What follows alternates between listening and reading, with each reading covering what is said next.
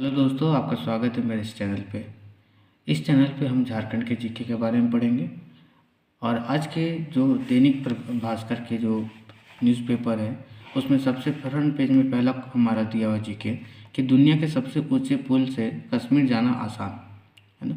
तो पीएम नरेंद्र मोदी ने ब्रिज का उद्घाटन किया है। ठीक है, तो उसमें दो ब्रिज का उद्घाटन किया हम पढ़ेंगे, जिसमें पहला ब्रिज है रियासी ज़िले में। रियासी ज़िले में जो ब्रिज बना हुआ है चेनाब नदी के ऊपर बना हुआ है और दुनिया का सबसे ऊंचे रेलवे आर्च ब्रिज बना हुआ है ना। यहाँ पे चेनाब नदी के में देख सकते हैं कि इसकी जो ऊंचाई है समुद्र तल से 359 मीटर ऊंचाई है और इसकी लंबाई 1315 मीटर है। इसके बाद मोदी ने अंजी ब्रिज का भी उद्घाटन किया। जो भी साथी रेलवे की तैयारी कर रहे हैं उसके लिए अंजी ब्रिज भी बहुत इम्पोर्टेंट है। देश के पहले केबल स्टे रेलवे ब्रिज, ठीक है, यानी ये केबल से बना हुआ एक ब्रिज है जहाँ पे रेल आके रुकेंगे। टोटल जो अगर इसका डिस्टेंस देखा जाए तो 270 किलोमीटर की डिस्टेंस है। इसको मात्र 3 घंटे के अंदर पूरा किया जाएगा और 119 किलोमीटर में 38 सुरंगों को ये पार किया जाएगा। तो क्वेश्चन पूछ सकता है कि कितने सुरंगों को पार करेगा, तो ये 38 सुरंगों को होकर गुजरता है। ठीक है, हमारा नेक्स्ट जीके है। नेक्स्ट हमारा क्वेश्चन है जो करंट अफेयर क्या है कि फरवरी के बाद 3 मौद्रिक नीतियों में 1% तक रेपो रेट घट चुका है। ठीक है, तो हम यहाँ देखेंगे कि 3 मौद्रिक नीति क्या होता है। तो मौद्रिक नीति आरबीआई के द्वारा बनाया जाता है ना, और ये हर 2 मंथ में बनाया जाता है। हर 2 मंथ में इसका संशोधन किया जाता है। ठीक है, निधि में 1% तक रेपो रेट घटा चुका है। ठीक है, यानी फरवरी के बाद 1% अभी तक घटा चुका है। इस बार कितना घटाया, तो इस बार 0.5 घटाया। तो फरवरी से तो अभी तक टोटल 1% घटाया, लेकिन इस बार 0.5 घटाया। ठीक है, जो 5 वर्ष में सबसे कम है। अब रेपो रेट क्या होता है? रेपो रेट क्या होता है, जैसे कि हम बैंक से कोई अगर लेता है लोन, है ना, तो उसमें कुछ प्रतिशत ब्याज लगता है। मान लीजिए 5% ब्याज लग रहा है। ठीक है, उसी तरह बैंक के पास पैसा कहाँ था, बैंक को पैसा देता है आरबीआई। आरबीआई जिस दर पर बैंक को लोन देता है उसको हम लोग बोलते हैं रेपो रेट, आरआर, है ना।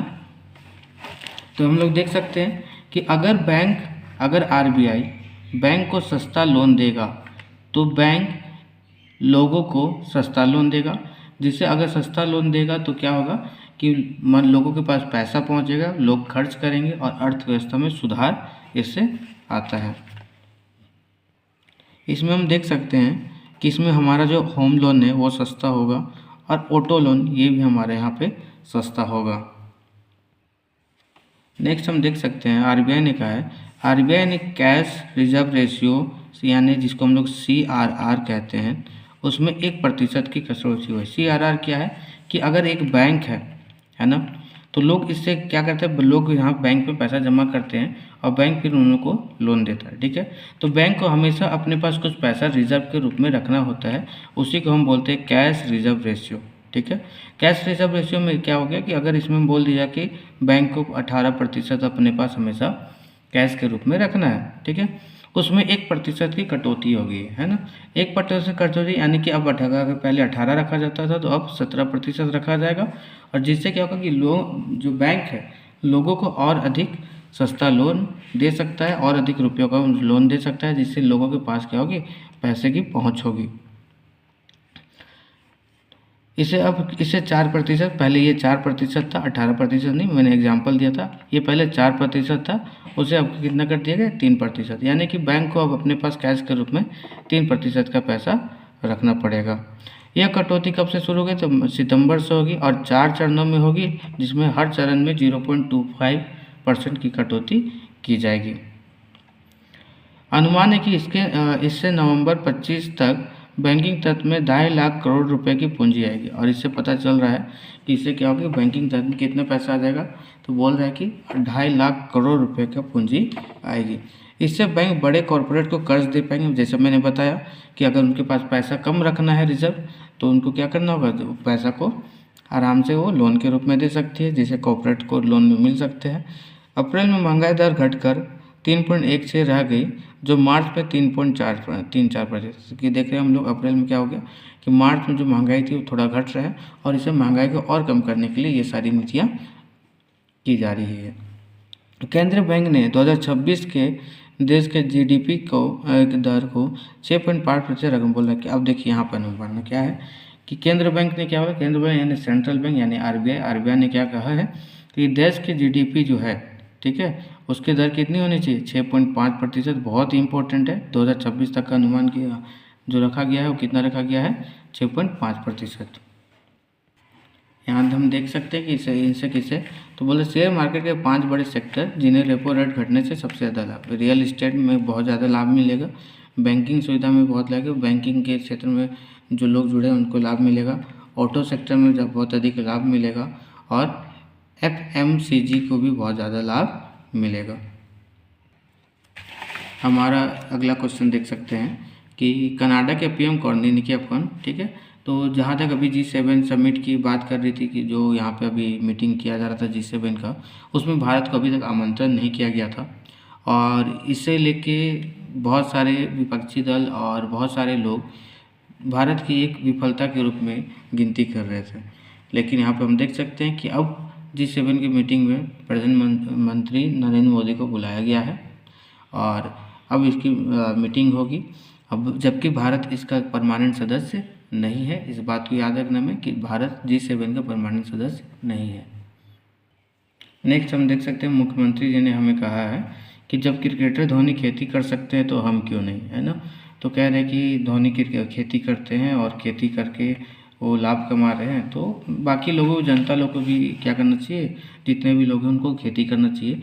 लेकिन मुख्यमंत्री जी को ये पता होना चाहिए कि धोनी खेती करते हैं शौक से, और जो यहाँ के किसान मजदूर हैं वो मजबूरी में खेती करते हैं, क्योंकि धोनी के जैसा उनके पास इतना इंफ्रास्ट्रक्चर और इतनी बड़ी बड़ी भूभाग नहीं है जिससे वो लाभ कमा सकते हैं। धोनी की चीज़ें महंगे में बिकती है, लेकिन किसान की चीज़ें, फसल बर्बाद हो जाती है, उनको कोई उचित मूल्य नहीं मिल पाता है। प्याज 5 रुपये किलो, टमाटर 5 रुपये किलो बिकता है, ठीक है। तो ये मुख्यमंत्री जी की एक तरह से आप कहें तो प्रशंसनीय विषय की खेती करना चाहिए, है ना। बट उनकी जो आर्थिक स्थिति है उसको भी सुधार में मुख्यमंत्री जी को थोड़ा ध्यान देना चाहिए। इसमें हमारा करंट अफेयर क्या आप कहेंगे, ठीक है। तो करंट अफेयर आप देख सकते हैं कि मेधा रागी लड्डू, ठीक है, मेधा कंपनी जो दूध अभी उत्पादन करती है ना, सरकार की कंपनी है, वो रागी लड्डू, मेधा शोधन, ऑर्गेनिक खाद और डिस्ट्रीब्यूटर ऐप का अनावरण किया है, एक ऐप बना गया है, ठीक है ना। कौन सा है, तो ऑर्गेनिक खाद एवं डिस्ट्रीब्यूशन ऐप, ठीक है। तो आप याद रखिएगा कि इसका किया गया मेगा के रूप में किया गया है ना। इसमें मुख्यमंत्री जी ने क्या कहा है, मुख्यमंत्री हेमंत सोरेन ने होटवार, कहाँ पे, होटवार में शुक्रवार को मेगा मिल्क पाउडर प्लांट का शिलान्यास किया है। तो पूछेगा कि मेगा मिल्क पाउडर प्लांट का कहाँ है, होटवार में किया गया है।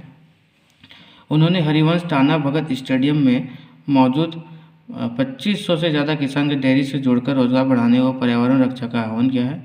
उन्होंने भारतीय क्रिकेटर में पूर्व महेंद्र सिंह धोनी का उदाहरण देते हुए कहा, जब एक अंतर्राष्ट्रीय क्रिकेटर खेती कर उत्पादन कर सकते हैं, विदेशों में निर्यात कर सकता है, तो हम क्यों नहीं। उन्हें कहा कि हम प्लांट केवल दूध प्रोसेसिंग कहा कि निर्यात कर सकते हैं, तो हम क्यों। उन्होंने कहा कि प्लांट केवल दूध प्रोसेसिंग का ही नहीं बल्कि ग्रामीण अर्थव्यवस्था को सशक्त करने का एक माध्यम है। खेत खलिहान से जुड़े लोगों को देश की अर्थव्यवस्था में बड़ा योगदान है और इस योगदान का राज्य सरकार पहचान दे रही है, ठीक है। ये बात कही, जय जवान जय किसान का नारा दिया गया है। क्या क्या है, तो यहाँ पे पढ़ सकते हैं हम लोग, मेधा 7 प्लांट के करीब 2.5 लाख लीटर दूध की प्रोसेसिंग और मार्केटिंग कर रही है ना। मेगा मिल्क पाउडर प्लांट बनने में प्रत्यक्ष और अप्रत्यक्ष रूप से 1000 लोग से क्या होगा, रोजगार मिलेगा। प्लांट 32.5 मीटर ऊंचा है, 37.5 मीटर लंबा है और 42.5 मीटर चौड़ा है, ठीक है। ये कुछ खास नहीं है, ये तो न्यूज़ में देना भी नहीं चाहिए, ठीक है, कि प्लांट कितना ऊंचा कितना चौड़ा है, इससे कुछ लेना देना है नहीं। लेकिन क्या कहेंगे, यहाँ पे न्यूज़पेपर में कुछ भी जो भी मन आता है लिखते जाते हैं, है ना, क्योंकि वह कंटेंट है नहीं, एडिटर ठीक है नहीं, तो जो भी मिले लिख देना है। प्लांट का चौड़ाई क्या है, लंबाई क्या है, उससे क्या लेना देना, उनसे क्या आर्थिक सुविधा हो सकती है, क्या क्या लाभ है, उसकी विशेषताओं को बताना चाहिए, ठीक है। क्या कहा है, सीएम ने कहा कि किसान पशुपालन को जो पशुधन दिए जा रहे हैं उसका बीमा सरकार करा रही है। अगर पशु की मौत होती है तो किसान को आर्थिक नुकसान नहीं उठाना पड़ेगा। दूध मछली उत्पादन में आत्मनिर्भरता की और राज्य। सीएम ने कहा दूध मछली के उत्पादन में राज्य आत्मनिर्भर बने। इसके लिए सरकार ठोस कदम उठा रही है। अगले 5 से 7 वर्षों में उत्पादन में आत्मनिर्भर बन जाएगा, ऐसा सरकार का कहना है। नेक्स्ट हमारा हम क्वेश्चन देख सकते हैं करंट अफेयर। यहाँ पे क्या गया, एम्स और आईआईटी दिल्ली बनाएंगे एआई सेंटर ऑफ एक्सीलेंस। ठीक है, तो ये हमारा करंट अफेयर है कि एआई सेंटर ऑफ एक्सीलेंस कौन कौन बनाएंगे, तो एम्स और आईआईटी दिल्ली मिलकर दोनों बनाएंगे, है ना। महिला एशिया कप हॉकी का कार्यक्रम घोषित। महिला एशिया कप हॉकी का 5 से 14 सितंबर होगा, ठीक है ना।